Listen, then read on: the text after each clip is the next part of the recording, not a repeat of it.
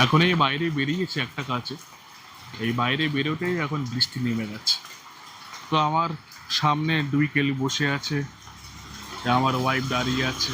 তো আমি এই বৃষ্টির মধ্যে একটা কথা বলতে চাই, মানে মনে হচ্ছিল এই বৃষ্টির মধ্যে যে আমরা না এক সময় ছোটবেলায় খুব তাড়াতাড়ি বড় হতে চাই, আর যখন বড় হয়ে যায় তখন মনে হয় যে ছোটবেলাকার দিনগুলো কতই না সুন্দর ছিল।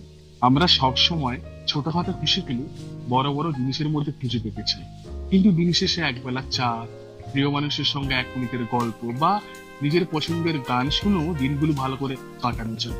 তাই আমার মনে হয় যে জীবনে যা নেই সেগুলো পিছনে না দৌড়িয়ে, না সময় নষ্ট করে, যেগুলো আছে, যেটা আছে তোমার কাছে, সেটা নিয়ে খুশি থাকাটা উচিত।